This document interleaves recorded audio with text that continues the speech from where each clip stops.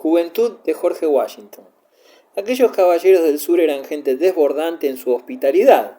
Allí se vivía en un ambiente de alegría y de comodidad, siempre y cuando se perteneciera, por supuesto, a la clase social de los propietarios afortunados.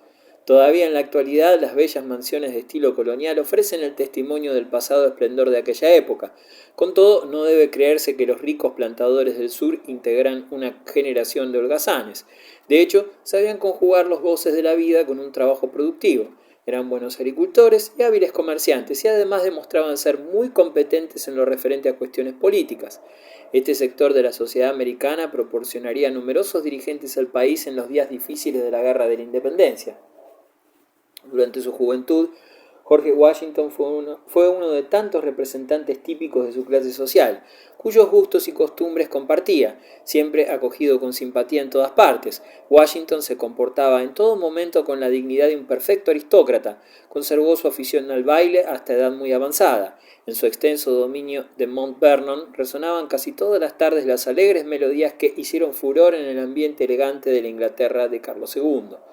Las colonias septentrionales. Desde el punto de vista puramente geográfico existía considerable distancia entre el soleado sur y las colonias del norte. Esta diferencia era quizás aún más profunda en el terreno espiritual. Los colonizadores de Virginia habían perpetuado en su nuevo medio de vida la sociedad semifeudal de los Estuardos, pero en Massachusetts, en el lugar donde se refugiaran en otro tiempo los padres peregrinos,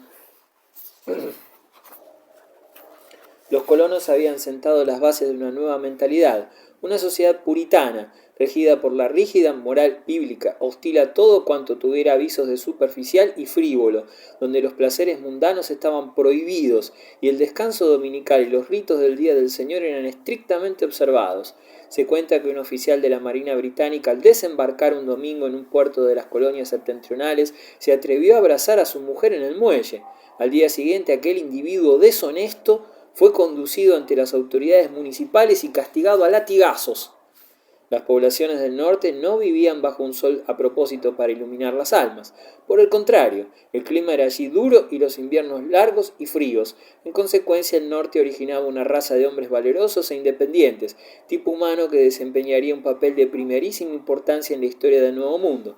La población se componía allí en su mayor parte de cultivadores capacitados, aunque de hecho eran los ricos comerciantes quienes daban el tono a la vida social. Las tierras que los campesinos lograban hacer aptas no eran tan fértiles como en el sur. Los colonos se percataron pronto que podía ganarse mucho más dinero en las pesquerías o dedicándose a la navegación que a la agricultura, comprendiendo que el Atlántico era el medio más eficaz para la vida y el desarrollo de las colonias. En el océano abundaban el bacalao y la cabala y el salmón, pesca que podía exportarse luego con muy buen mercado. En el litoral surgieron entonces ciudades florecientes, entre las que cabe destacar Boston, donde se construyeron grandes astilleros navales que los bosques del interior surtían de madera y brea para calafatear embarcaciones. En líneas generales, la llamada Nueva Inglaterra abarcaba los territorios de Massachusetts, las colonias de Connecticut, Rhode Island y New Hampshire, y los territorios de Terranova y Nueva Escocia, cedidos a Inglaterra en 1713 por la paz de Utrecht. Sur y norte sentían mutua antipatía. Los de Nueva Inglaterra consideraban impíos a los sureños, y estos tildaban de hipócritas y estafadores a los del norte, divergencia que influiría en modo considerable y funesto en la historia de los futuros Estados Unidos. Benjamin Franklin, un joven de Boston. En el transcurso de los años, Nueva Inglaterra evolucionó en forma cada vez más sensible. El puritanismo no disminuyó su influjo en las conciencias. Entraron ideas diametralmente opuestas al orden social puritano, como lo demuestra, por ejemplo, la evolución espiritual experimentada por el bostoniano Benjamin Franklin, hijo de un artesano de ideas puritanas. Se colocó muy joven como aprendiz en casa de un hermano suyo de más edad, propietario de una imprenta y de la suficiente audacia para publicar un diario. Un día, dicha publicación inició una serie de artículos incendiarios cuyo autor se ocultaba tras un seudónimo. Nadie, ni siquiera el editor propietario, conocía la identidad de su autor. El articulista se presentaba como ferviente defensor de los derechos de su país y fustigaba sin piedad diversos usos y negligencias típicos de la vida bostoniana. La tirada del diario aumentó en proporciones. Nadie sospechó que el autor de ello fuera un muchacho de apenas 20 años. Tras este comienzo singular, el joven Benjamin disfrutó en Filadelfia fundó en Filadelfia una imprenta y una empresa editorial, publicando un diario y una colección de obras de autores ingleses clásicos y modernos. Los cuáqueros de Pensilvania. Filadelfia era la capital de Pensilvania, colonia que contaba con una estructura social arraigada sólidamente y del todo distinta de las colonias vecinas. En la Inglaterra del siglo XVIII surgió una secta bastante extraña cuyos adeptos eran conocidos por el nombre de Quakers. En inglés Quaker significa temblador, porque decían que su emoción religiosa los hacía temblar. Según ellos, todo cristiano, cualquiera que fuese su iglesia, tenía derecho a practicar su religión sin obstáculos ni persecuciones. Por consiguiente, los cuáqueros consideraban el empleo de la violencia como contrario a los preceptos divinos. Un auténtico cristiano no podía participar en ninguna guerra, pacifistas en su sentido más riguroso, aunque estos cuáqueros, hombres y mujeres, practicaban una doctrina rebosante de dulzura y de mansedumbre.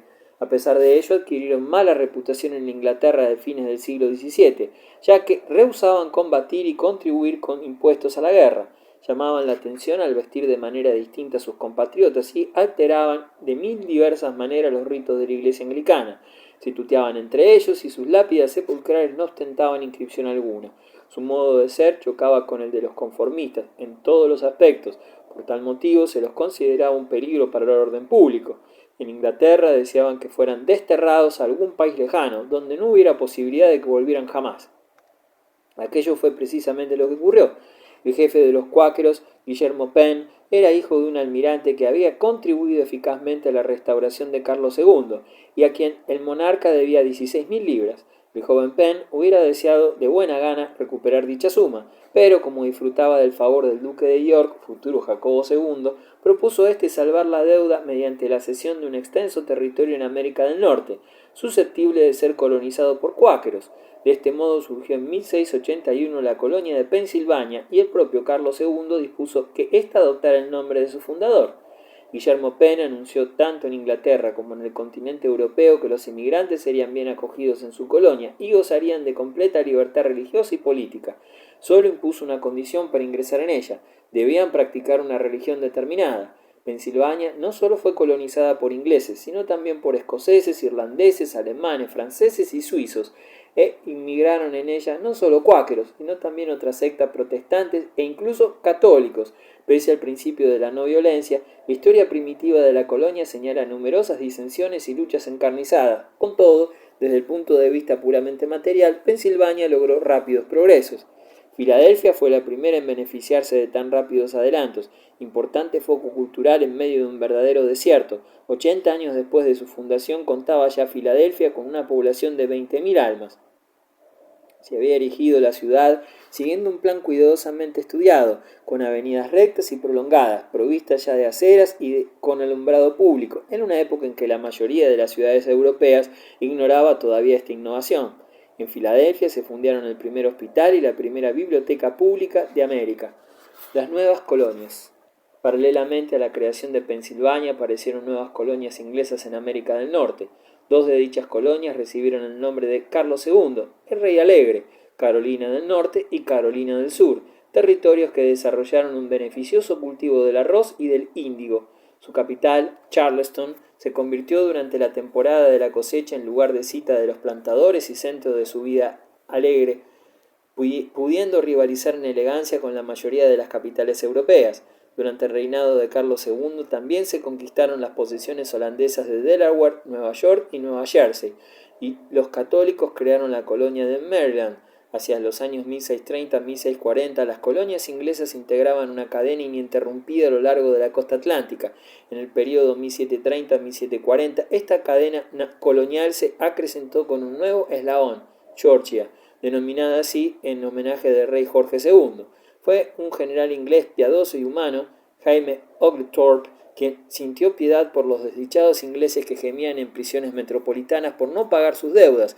Para permitirles rehacer sus vidas, el general reunió los fondos necesarios para liberarlos, proporcionándoles además numerosos libros piadosos y edificantes, como por ejemplo Cómo recorrer el camino de Dios y consejos amistosos para los bebedores de brandy. Luego hizo fletar un navío y embarcó a sus protegidos, haciéndose a la vela hacia su futura colonia. Sin embargo, Oglethorpe no debió sentirse demasiado satisfecho del resultado de su empresa, pues Las mejores lecturas del mundo no bastaron para convencer a sus colonos a que renunciaran a las bebidas alcohólicas, pero la colonia prosperó en forma pujante, aunque sin llegar a igualar a sus dos vecinas, Carolina del Sur y Virginia. Tales eran las célebres 13 colonias americanas de Inglaterra hacia mediados del siglo XVIII, en el momento histórico en que estallaba en Europa la Guerra de los 7 Años y poco antes de que Inglaterra y Francia entablasen decisiva batalla por la dominación de los océanos y por la posesión de los ricos territorios de ultramar. Las colonias se diferenciaban mucho unas de otras, pero tenían algo en común. Los 13 territorios vivían sometidos a las leyes británicas. El inglés era el idioma preponderante, las costumbres británicas eran las que prevalecían y lo más importante, sentían los mismos ideales ingleses de libertad política. Nacimiento de una nación. La inmigración de esclavos negros. En el siglo XVIII comenzaron a llegar a Norteamérica los primeros esclavos negros. Capturados en el interior del continente africano, estos eran conducidos brutalmente, encadenados a los mercados europeos de la costa atlántica de África, y allí amontonados en hediondos chamizos, agonizaban entre cadenas hasta que aparecía un comprador. A fines del siglo XVII, en la Costa de Oro, un esclavo de primera elección, es decir, robusto, de buena salud y con mayor o menor disposición para el trabajo, se pagaba a 3 libras. Los demás varones, las mujeres y los niños se cotizaban a precios bastante más bajos. Luego era preciso transportarlos por mar hasta las Antillas o a las colonias de América del Norte. Los traficantes colocaban cuanto antes el mayor número posible de esclavos en cada navío, a fin de ahorrarse gastos de alimentación y evitar que sucumbieran a las epidemias. Los esclavos, siempre encadenados, eran prensados como arenques en barril, estibados como mercancías en los entrepuentes y bodegas o sentinas de los barcos negreros, sin concederles apenas espacio necesario para mantenerse en pie. La altura entre los puentes no sobrepasaba el 1,73 m. Cuando la presa era buena, se colocaba todavía un puente suplementario. En este caso, el espacio disponible quedaba reducido a 85 centímetros. De esta manera podían cargarse hasta 700 negros en un solo barco. Los capitanes, oficiales y tripulación de los navíos dedicados a la trata de esclavos se reclutaban de preferencia entre los bajos fondos del mundo marinero. Gente brutal. Si se declaraba alguna epidemia entre los esclavos, cosa inevitable en semejantes condiciones de higiene, los enfermos eran arrojados por la borda sin más ceremonia. Durante el mal tiempo se cerraban las portillas y los desgraciados morían por docenas en la pestilencia de la cala. A veces un tratante de esclavos que zarpaba de África con 700 negros llevaba a América solo con 200.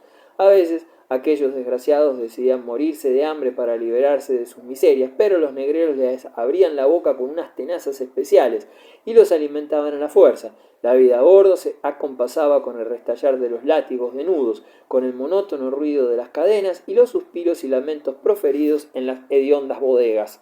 Cuando estos transportes llegaban a su destino, comenzaba en el acto la venta, que producía cuantiosos beneficios.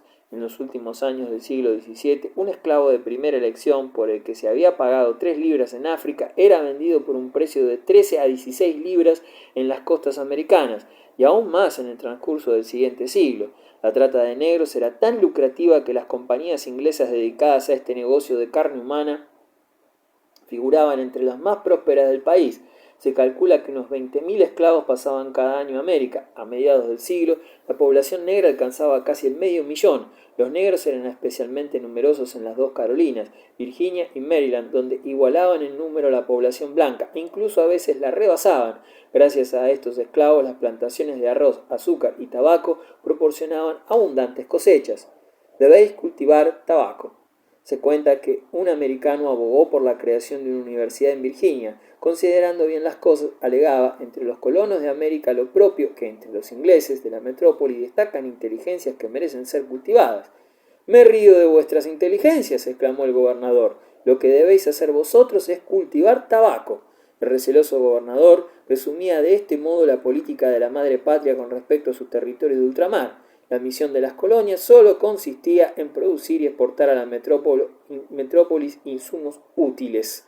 La Inglaterra del siglo XVIII practicaba la libertad política, pero la permitía en sus colonias con excesivas salvedades. No podía olvidarse que en su origen no había sido precisamente la corona de Inglaterra la que tomó la iniciativa de las empresas coloniales. Al contrario, las numerosas migraciones de las épocas de represión de Carlos I y de Cromwell habían sido resultado de la hostilidad contra el gobierno.